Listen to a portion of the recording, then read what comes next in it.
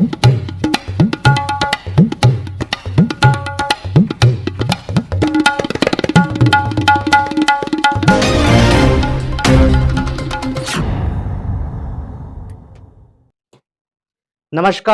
आदाब, सत श्री अकाल। आपका स्वागत है। आपके साथ मैं हूं ताहिर खान।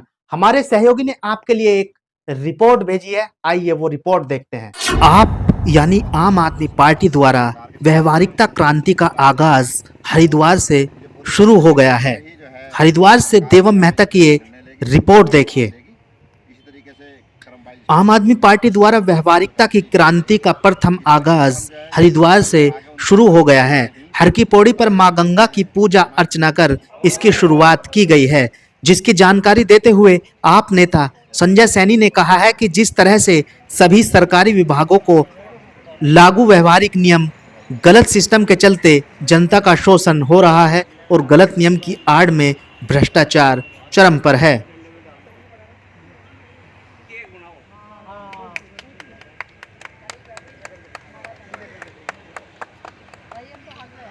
अब इन नियमों को सरल और खत्म करने हेतु एक बार फिर से आज़ादी की लड़ाई की तरह हमें बड़ी क्रांति लाने की आवश्यकता है तथा अब आम आदमी पार्टी हरिद्वार विधानसभा क्षेत्र से व्यवहारिकता की क्रांति का आगाज करने जा रही है।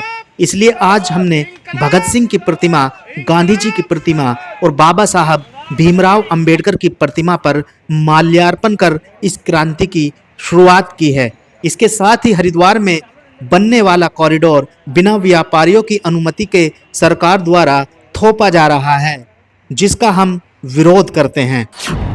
बहुत बड़ा अभियान है ये, इसकी तुलना में आज़ादी की लड़ाई से करी है, तो इससे आप अंदाज़ा लगा सकते हैं कितनी बड़ी लड़ाई है। अब देखना ये है कि हम कितना लोगों को जागरूक कर सकते हैं, कितना हम इसमें जो हम उद्देश्य लेके चलें, कितना हम सफल हो सकते हैं। हमारी तरफ से पूरी कोशिश रहेगी, पूरा प्रयास रहेगा कि हम अव्यावहारिक नियमों को सरकार के संज्ञान में लाएं और लोगों को अव्यावहारिक नियमों के प्रति लोगों को जागरूक कर सकें। क्या उद्देश्य है इसका? पहले जो है हम लड़े थे जो है अंग्रेजों से, लेकिन हमें आज़ादी तो मिल गई। हम शारीरिक तौर पे तो आज़ाद हो चुके हैं, लेकिन मानसिक तौर पे मन से हम आज़ाद नहीं हुए हैं। हम सरकारी व्यवस्था के गुलाम बने हुए हैं। हर आदमी जो है सरकारी व्यवस्था में पीस रहा है। रोज़ उसका जो सिस्टम है, जो व्यवस्था है, वो सरकारी व्यवस्था में उलझा हुआ है। इससे फ्री करना हमारा उद्देश्य है। व्यवहारिकता की क्रांति के माध्यम से एक सही सिस्टम, सही व्यवस्था होनी चाहिए।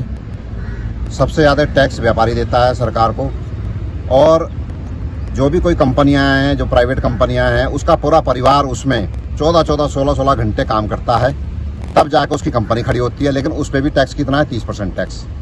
एक इंडिविजुअल आदमी पे टैक्स है 5%, 10%, लेकिन पूरा परिवार उसमें खड़ा मेहनत करके कंपनी खड़ी करता है तो भी उस पर 30% टैक्स है। उसके बाद वो जितने भी सरकारी विभाग हैं उन सब में व्यवस्था में उलझा रहता है। हर साल नवीनीकरण की व्यवस्था, हर साल इस चीज़ की व्यवस्था, जहाँ जाओ फलाने की एनओसी लाओ, फलानी चीज़ लाओ। वो पूरी अपने बिजनेस को चलाने में उलझ रहा है और उसके बाद भी सबसे ज़्यादा टैक्स भी सरकार को दे रहा है। तो ये जो सरकारी व्यवस्था में हम गुलाम बने हुए हैं, इससे आज़ादी दिलानी है हमारा उद्देश्य। कॉरिडोर को लेकर क्या कहना है आपको? कॉरिडोर जो है, एक तरफ आप देखेंगे जो मूलभूत सुविधाएं हैं हरिद्वार में, अभी इस यात्रा की हम यदि बात करें तो पूर्णतः फेल रही है। व्यापारी 12 महीने पूरा इंतजार करता है कि यात्रा आएगी। पूरे साल की उसकी जो इनकम है वो यात्रा पे डिपेंड करती है। मात्र 20 दिन यात्रा चली है। पंजीकरण के नाम पर यात्रा को पूर्णतः फेल कर दिया गया है। बिजली की आपूर्ति नहीं हुई है। लोग जो है बीच बीच में यात्राएं छोड़ के वापस चले गए हैं, और उसके बाद अब कॉरिडोर के नाम पर जो है यात्रियों का शोषण करके किया जा रहा है। ये किसी भी तरीके से बर्दाश्त नहीं किया जाएगा। कॉरिडोर पर एक बहुत ही बड़ा खुलासा मैं जल्दी ही प्रेस कॉन्फ्रेंस करने वाला हूँ। व्यापारियों की बिना सहमति के कॉरिडोर किसी कीमत पर बनने नहीं दिया जाएगा, चाहे इसके लिए हमें माननीय न्यायालय की शरण लेनी पड़े। हरिद्वार से देवम मेहता की रिपोर्ट। तो आपने हमारे सहयोगी की ये रिपोर्ट देखी है। प्लीज आप वीडियो को लाइक, कमेंट, शेयर और चैनल को सब्सक्राइब करना मत भूलिएगा। तो अभी के लिए बस इतना ही। आप रहिएगा होशियार, खबरदार। फिर मुलाकात होगी नई और बड़ी खबरों के साथ। है अभी बहुत कुछ और। आप देखते रहिए टीवी टुडे न्यूज़ 24। नमस्कार, जय हिंद।